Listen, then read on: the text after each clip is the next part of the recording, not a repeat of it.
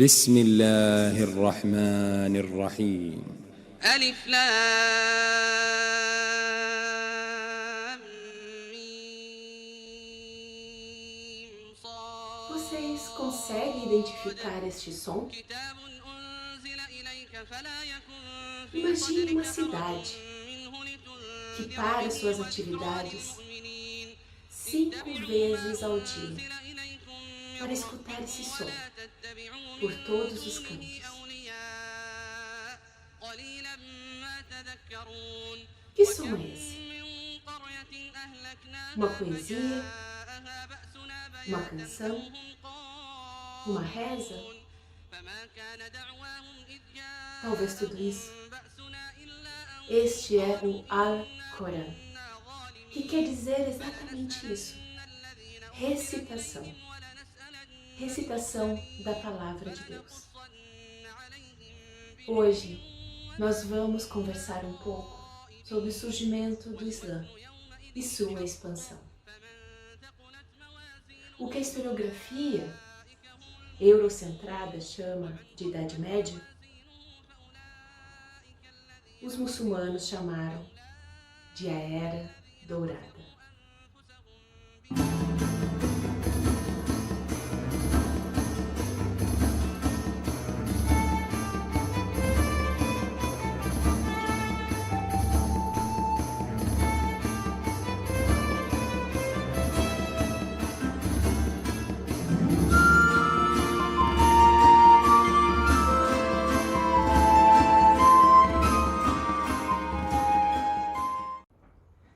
Primeiro precisamos lembrar, como nos vídeos passados, que essa história está toda conectada e que os continentes africano, asiático e europeu, durante todo esse tempo, desde a antiguidade, estão conectados através de rotas de migração, rotas de comércio, através da guerra e também de ações diplomáticas. Então precisamos pensar essa história sempre de forma conectada. Então vamos seguir adiante, pensando essa história então do surgimento do Islã dentro de uma perspectiva de dois grandes impérios: o Império Bizantino e o Império Persa. A Península Arábica do século VI tem uma situação geopolítica muito interessante. Por estar entre o Império Bizantino e seus protetorados na África Oriental, como o reino de Axum ou Aksum, na sua fronteira ocidental com o Mar Vermelho, e entre o Império Persa Zoroastrista, na fronteira com o Golfo Pérsico. Pensando também, lembrando, que essa fronteira com o mundo bizantino é uma fronteira cristã. Então está entre o cristianismo e o zoroastrismo, dentro desses impérios. É claro, dentro que da própria Península Ibérica a gente vai encontrar outras diversas manifestações de religiosidades, principalmente dentro dessa questão monoteísta, a presença do judaísmo, bem como a presença de cristãos que escaparam, tentaram fugir da perseguição bizantina em relação ao que eles chamavam de heresias, esses cristãos monofisitas. E lembrando o vídeo anterior que falava sobre Bizâncio, esses monofisitas acreditavam então apenas na substância divina de Cristo e não na substância humana de Cristo, o que se tornou uma heresia. Eles fugiram para a fronteira desse Império Bizantino e também para as regiões próximas dessas fronteiras no mundo persa e também na Península Arábica. Culturalmente, a Península Arábica, exatamente por estar entre o mar e o continente e entre os impérios, recebe a presença de diversas culturas. Cada clã ou região possuía cultos próprios de deuses protetores, que também se mesclavam com crenças estrangeiras. Ou seja, não havia uma unidade religiosa. bem como não existia uma unidade política. Em cada cidade ou oásis, os clãs se organizavam e lidavam com as suas divergências e rivalidades. O que seria, então, essa Península Arábica, esse espaço do surgimento do Islã, antes do Islã? Existe uma palavra árabe para isso, Jahiliya. Nesse espaço, nós vamos encontrar, então, na época do século VI, do surgimento do Islã, as tribos nômades de beduínos. Algumas se fixavam em oásis, construíam cidades, mas existe um grande trânsito ali entre esses clãs e essas tribos. Na tribo tem muito a ideia dessa questão do conjunto, então, uma vivência clânica, onde o sangue é pago pelo sangue, mas não é só o sangue que está valendo dentro desse espaço, desse espaço do clã. Todos aqueles que se aproximam para constituí-lo, pode até mesmo viajantes, estrangeiros, pedir então a hospitalidade desses clãs, que era então uma condição sagrada de receber pessoas que estavam necessitadas dentro desse espaço. Uma das características desses clãs são as rázias. As rázias nós podemos definir como saques rápidos, pouco sangrentos. Os beduínos nem desciam dos seus cavalos ou dos seus camelos, usavam suas espadas curvas para levar o que conseguiam, no sentido de complemento da economia dentro desses oásis. A religião, como falei anteriormente, não era um elemento unificador, porque cada clã possuía a sua divindade ou o seu conjunto familiar de divindades. Então, o que nós temos até agora sobre o que eu falei? Nós temos essa Península Arábica entre bizantinos e persas, e aonde nessa disputa, nessa tensão entre os dois impérios, aonde eles acabam por restringir a passagem, então, de comércio, tanto pelo Mar Vermelho como pelo Golfo Pérsico, a rota que passa pela Península Arábica acaba tomando grande relevância. E dentro dessa rota nós temos duas grandes cidades. Uma seria Meca, aonde nasce Maomé, e a outra seria o oásis de Yatrib, que é uma comunidade judaica que também tem grande importância dentro dessa rota. Então as mercadorias viriam por mar, pelo Mar Índico, entrariam então na Península Arábica, tomariam essa rota na porção ocidental da península para chegar então aos continentes. Dentro de Meca havia um clã que coordenava e que enriqueceu diante desse trânsito, tanto comercial como também de peregrinação que passava por Meca, que é o clã Quraishita, que depois nós vamos ver mais detalhadamente. Outro aspecto importante é essa questão da presença tanto de cristãos, de judeus, mas também de zoroastristas na cidade de Meca e muitas outras religiosidades. Mas a presença do monoteísmo pode ter sido realmente um fator importante e talvez até mesmo determinante do surgimento do Islã nessa cidade.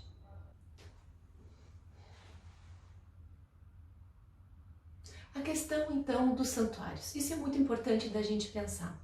Não só dentro dessa cultura árabe, mas em muitas outras culturas, praticamente em todos os continentes, quando a religiosidade tem essa prática da peregrinação, as cidades por onde passa esse caminho de peregrinação são cidades que acabam também desenvolvendo um grande comércio. Isso vai acontecer, por exemplo, no caminho de Santiago, dentro do cristianismo, ou nas rotas budistas. As cidades vão se desenvolvendo e aí essa relação de religiosidade e peregrinação acaba estando em confluência com o desenvolvimento econômico. E isso não é diferente para Meca e essa rota aí da Península Arábica. A gente vai ver a construção de diversos santuários e em Meca, então, vai ser construído um espaço para diversos deuses, em torno de 360 deuses. Entre eles também estava Alá.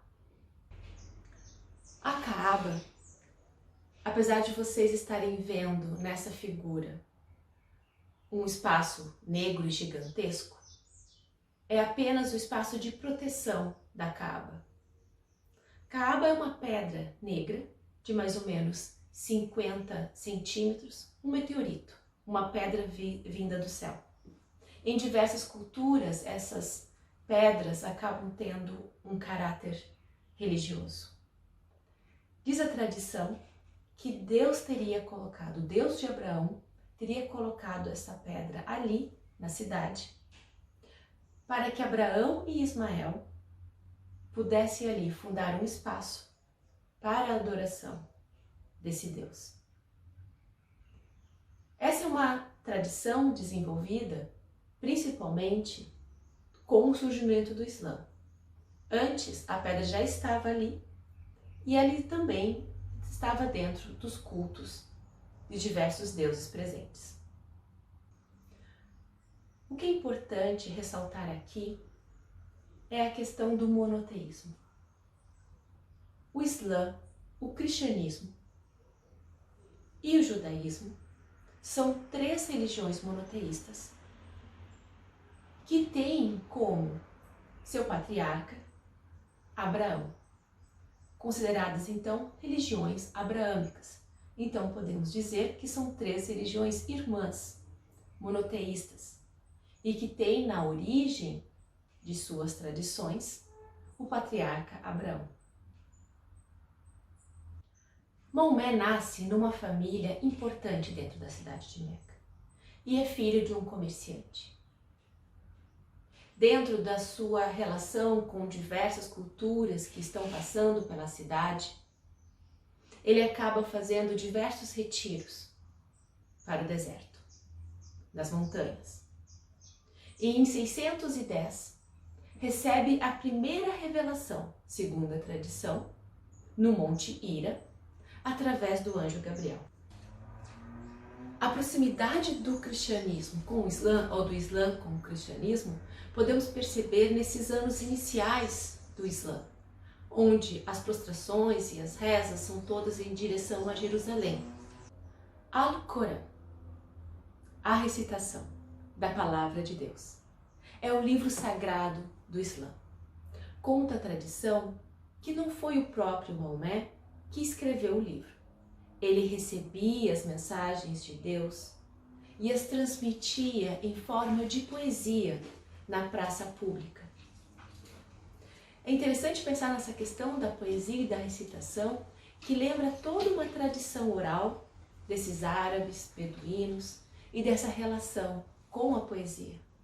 Conta a tradição que os discípulos de Maomé utilizavam tudo que estava à mão e que fosse possível de registrar essas palavras, como folhas de palmeira e pergaminhos. E essas palavras, então, escritas, foram recolhidas após a morte de Maomé, pelos primeiros califas. O Alcorão é dividido em 14 suras, com textos em versos, como eu já falei, dividido em versículos. Contém histórias bíblicas, apócrifas, histórias da vida do profeta, ensinamentos e normatização da vida em diferentes âmbitos, se tornando com o tempo um livro de lei e de costumes, além de um livro dos fundamentos da religião. Então, quais são os principais princípios da religião islâmica? Como a religião monoteísta, o primeiro preceito, o primeiro princípio, se deveria acreditar: Deus é o único e onipotente. Acreditar na ressurreição dos mortos, no juízo final, no inferno e no paraíso. Maomé é o mensageiro de Deus, seu profeta. Alcorão não classifica os seres humanos conforme sua raça, cor, nacionalidade, cultura, posses econômicas e situação social. E os 5 pilares, os 5 deveres do muçulmano seria a prece, o jejum, o pagamento de tributo aos pobres, que seria a forma da caridade, a peregrinação a Meca, relacionada a essa questão da ascese, da meditação também e da devoção, e a jihad. E esta é uma palavra que vale a pena a gente conversar um pouco, porque geralmente ela é associada à questão da guerra e é utilizada até hoje politicamente, tanto por uma mídia ocidental como oriental. Religiosamente, a jihad pode ser entendida como o combate com os próprios vícios interiores de cada crente, das suas sombras, das suas dúvidas. Então a jihad pode ser interpretada dentro da religiosidade como uma luta interior. Em alguns momentos no Alcorão ela aparece no combate aos pagãos, aqueles que não são povos do livro. Dentro do Islã, os povos do livro podem e devem viver entre os muçulmanos. E quais são esses povos do livro? Livro está aqui pensando a revelação da palavra divina. Os povos dos livros são judeus, cristãos e zoroastristas. Mas imagine uma cidade que também ganha dinheiro com a peregrinação e que coloca então à disposição 360 deuses para a adoração dos seus peregrinos. E então chega uma pessoa dizendo que todos aqueles deuses são demônios e que só existe um único Deus, Alá, o Deus de Abraão. Isso não foi muito bem recebido pelos governantes da cidade de Meca. Então, em 622, Maomé e seus discípulos são expulsos de Meca. E essa data foi conhecida como a Hégira, que é o início do calendário muçulmano. Então, o calendário muçulmano inicia exatamente nesse momento que Maomé e os discípulos são expulsos de Meca por causa da sua fé, que corresponde ao ano 622 da era cristã. Quando dessa perseguição, Maomé acaba então se refugiando junto com seus discípulos no oásis de Yatrib, que é onde tem uma grande comunidade judaica. E lá ele é bem aceito, afinal de contas ele está trazendo uma mensagem monoteísta. Maomé permanece no oásis. Ao longo de alguns anos acaba ocorrendo muitas divergências entre os árabes e os judeus presentes nesse oásis de Yatrib, nessa cidade, e Maomé se torna um árbitro entre essas divergências. Depois de um tempo, esse oásis então muda de nome para Medina al-Nabi, a cidade do profeta, e se torna quase que então a sede dessa nova religião que está iniciando. Pensando, a gente tem que ter em mente também que dentro dessa rota, dessas cidades, há divergências. Então, Meca está na disputa com Medina ou Yatrib. Então, tudo isso, essa questão política vai contar então nesse movimento do Islã nesses primeiros anos, enquanto Maomé ainda está vivo. Em 628, Meca acaba reconhecendo o poder do novo grupo religioso. E Maomé é recebido em Meca. Medina não vê com bons olhos isso, dentro dessa disputa entre as cidades.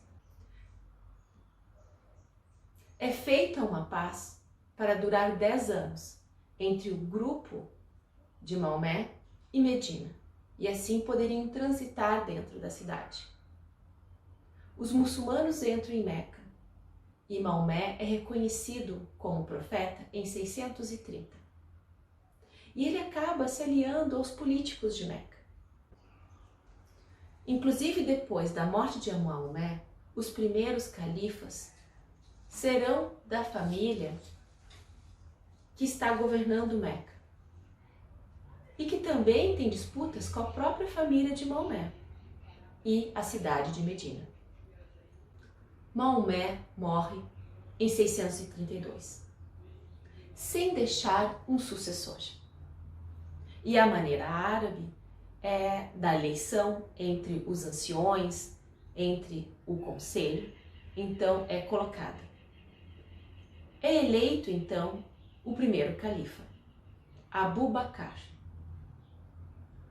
que segue em frente com a expansão do Islã pela Península Arábica, mas em direção também à Síria, à Pérsia e o norte da África, a região do Egito.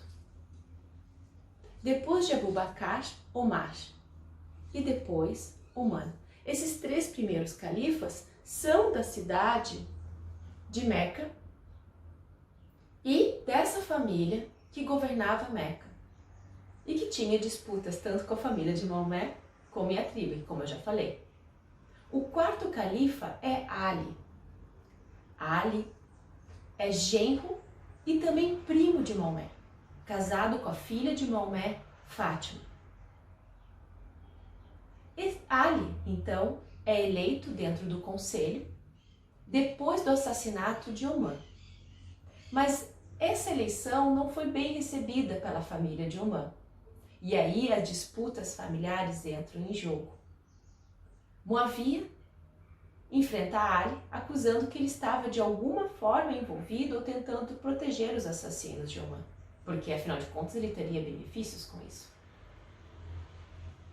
Dentro dessa disputa, que acaba numa guerra entre clãs, Ali é vencido e Muavia então toma a frente do Islã e dá início à dinastia dos Omíadas, que nós vamos ver nas próximas aulas. A dinastia Omíada acaba por empreender uma grande expansão desse mundo árabe. Mas será que ainda podemos falar de uma expansão do Islã? Vamos então dar uma olhada nessa expansão do mundo árabe e muçulmano através dos séculos.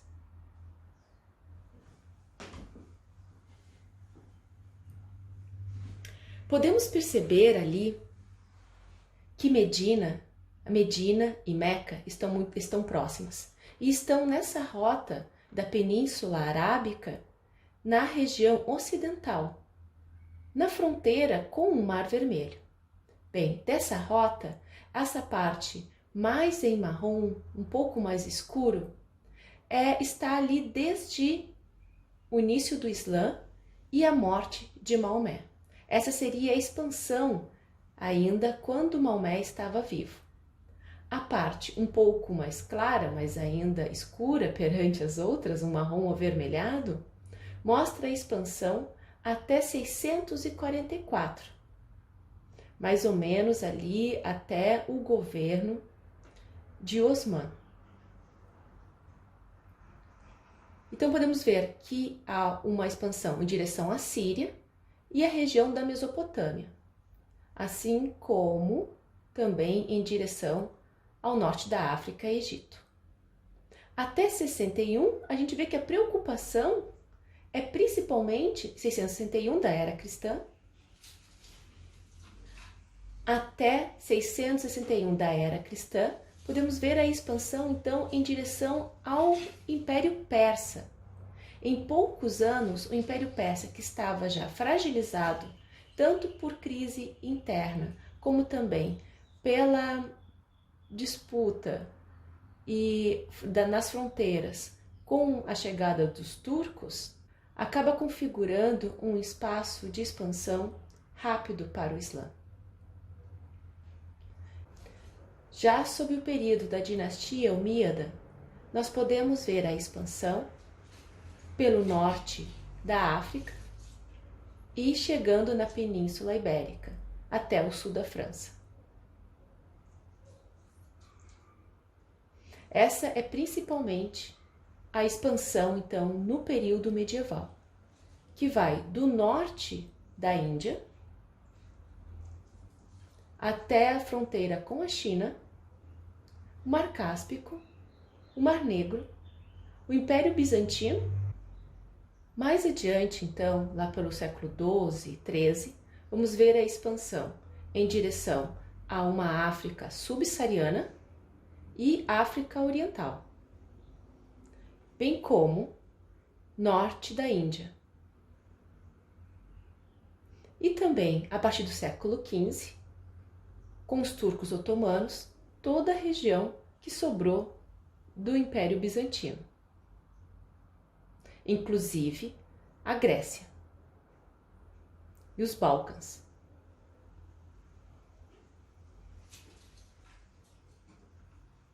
Podemos ver no lado direito do mapa, então, uma aproximação da região, então, muçulmana no sul do Extremo Oriente,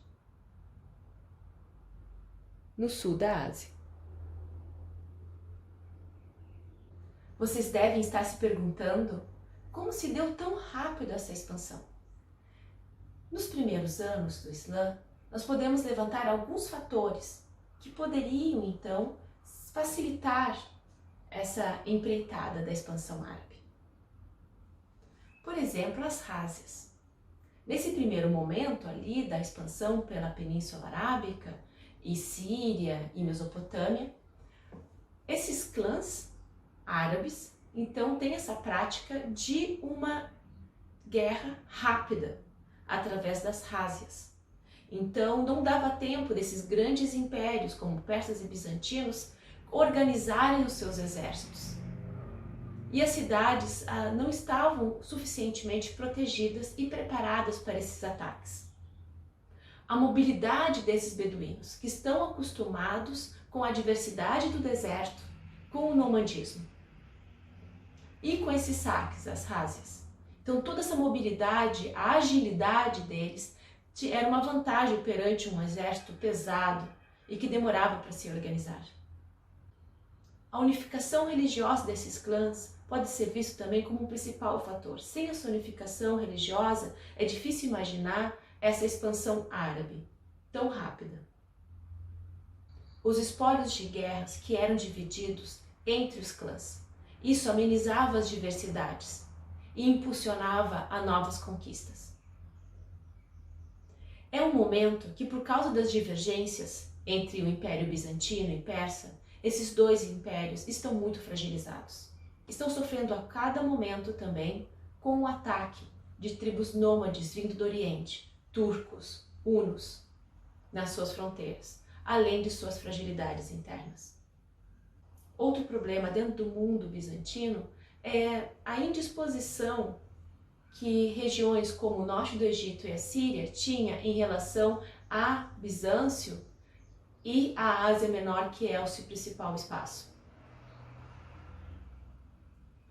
Para os coptas, os cristãos coptas do Egito, bem como para os sírios, o grego e também a pressão do governo bizantino não era algo que era bem visto. Outro fator poderia ser a tolerância muçulmana. Como eu falei um pouco antes, o Alcorão coloca que os povos do livro, cristãos, judeus e zoroastristas, aqueles que teriam recebido a revelação da mensagem divina, poderiam viver entre os muçulmanos. Esses cristãos, judeus e zoroastristas, considerados como povos do livro, eles eram chamados de protegidos, Jinn. Eles viveriam entre os muçulmanos e deveriam pagar, então, o imposto extra do não muçulmano. O que aconteceu é que esse imposto extra do não muçulmano facilitou também as conquistas árabes desse início do Islã. Porque com essa entrada de capital, eles puderem investir em armamento. Só que esses protegidos também paravam para pensar muitas vezes do que valia pagar um alto imposto, por que não se converter ao Islã? Então, a conversão inicial ao Islã foi principalmente da parte desses protegidos e não uma imposição do Islã. Vamos agora imaginar as transformações na vida desses árabes e dos lugares conquistados nesses primeiros séculos do Islã. Do nomadismo beduíno à urbanidade dos impérios. De grupos de proteção clânica a exércitos. Do culto doméstico a uma religião que acaba por reunir 3 continentes. De uma tradição oral, da poesia, do deserto, a paixão por livros e novos conhecimentos. Imagine esse árabe nômade beduíno chegando nas bibliotecas persas, bizantinas, e a possibilidade de vislumbrar todo o conhecimento,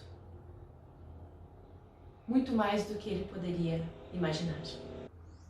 Em algumas décadas de expansão, o Islã não era mais uma religião dos árabes, mas dos persas, dos berberes e outras regiões da África, dos ibérios, dos sírios. Em alguns séculos, a religião chegaria à China, norte e leste da Índia e outras regiões do Oceano Índico. Eu espero que vocês tenham gostado dessa introdução ao surgimento do Islã. E nós nos vemos, então, na próxima aula.